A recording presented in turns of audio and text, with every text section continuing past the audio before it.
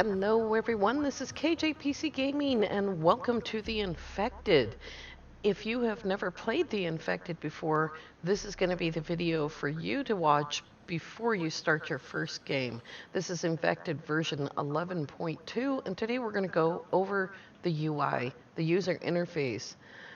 We'll start down here with options, and then we'll go to the more complicated stuff. In options, we have all of the separated audios, all of the video quality things, which you're going to base on your graphics processing unit. Your camera, this is mouse sensitivity. And if you like to use the inverted, that possibility is there as well. And in keys, that's where you're going to find your controls. And if you need to change anything at all for your own comfort, you can do that there. Now we're going to look at starting a new game. On the new game interface, you have tons of options which can be changed throughout the play of a single save. You have the ability to name your saves here, and we'll go ahead and do that.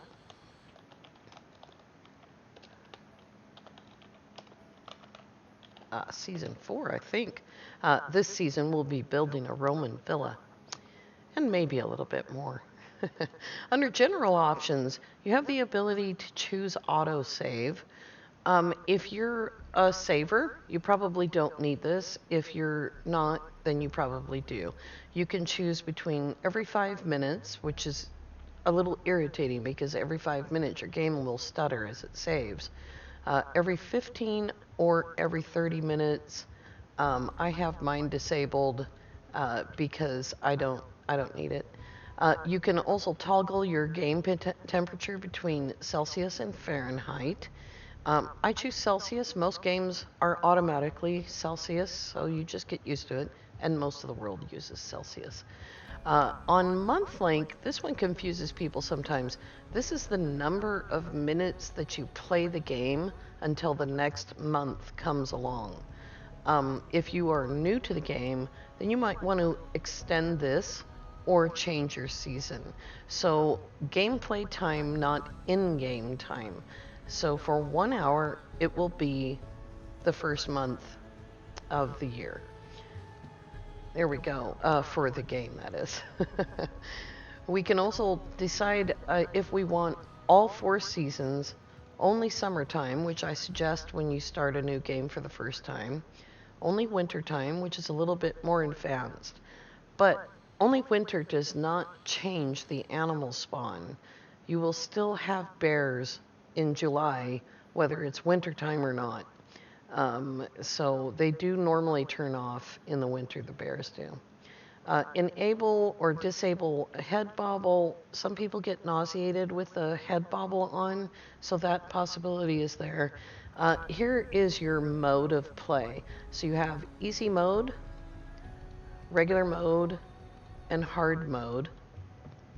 And that is stats depletion. And that's a big deal because, especially at the beginning of the save, securing food is not incredibly easy, although we have ways of making it easier. Free build, no build materials are needed to all base construction and placeables if you have free build enabled.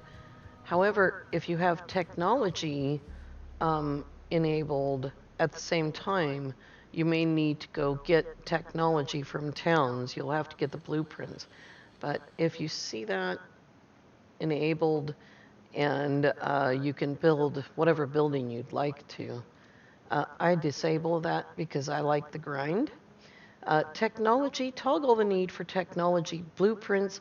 Disabling the setting will remove all technology requirements. So if you disable that, you can go ahead and build advanced machines without going out and finding the blueprints first. God mode stops you from dying completely. It stops stats depletion and stops animals from hurting you, stops the vampire zombies from hurting you. And I do sometimes use God mode during a save to stop myself from using materials while I'm gathering wood and things like that. And also to stop the constant interruptions of animals attacking. Enabling this setting will grant players immunity to all damage and pause all stats depletion. And so you can turn that on and off, just save your game, exit, turn it on, go back into your game, and it'll be on, and then you will have to turn it off again to go back to normal play. Let's go on to the AI.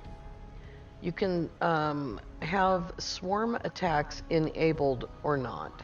If you have them enabled, then on the third day, or or the 10th day rather, in this case, it's set to 10, you will get a swarm of Vambies. The quantity starts out at 3, comes every 3 days, and you can enable it or disable it. You can change all of this. You can start on day 20, giving yourself 20 days to prepare for the first attack. You can change the number of Vambies that show up the first time. The number of initial Vambies spawned each subsequent swarm attack, the number of spawned Vambies will be increased by 1. The frequency of these attacks, you can have them set for every day, or every 10 days, or a number of days in between. Swarm attack frequency in-game days after the initial first swarm attack. So the first one will be on day 20, the next one will be on day 30, etc. And you can enable or disable swarm attacks. In your Vambi settings, you can enable or disable them. This is 1 Vambi or possibly up to 3 at a time, depending on where you're at. The health of the Vambi you can turn down to 25 or all the way up to 500. That would be brutal. You can turn down how much damage they do to you, 0, all the way up to 100 points. I wouldn't suggest that. We have that disabled right now. Predators, you can totally disable predators except for crocodiles. They have a very small location where they live, and you can avoid them by not going there, although you'll need to, and you'll see that later on. So here we have all the animals in the game: sheep, deer, raccoons, boars, bears, foxes, wolves, and scorpions. If we disable the predators, it shuts off scorpions, wolves, foxes, and bears. We don't want to do that because they have lots of food on them. However, you can enable and disable individual creatures.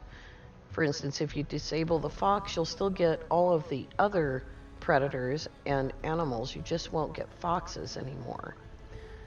Another thing that you can do is you can change how much health each of these creatures has.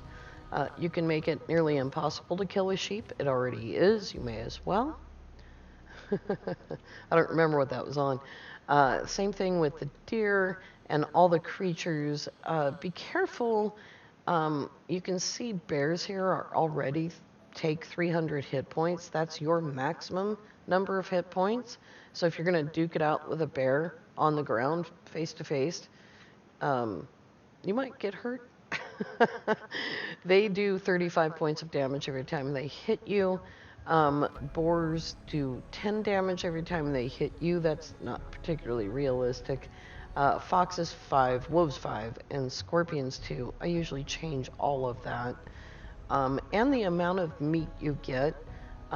If you want more realistic gameplay, you can reduce the amount of meat that tiny animals give you and increase the amount of meat that big animals give to you, all the way up to 8 pieces of meat, which is just ridiculous.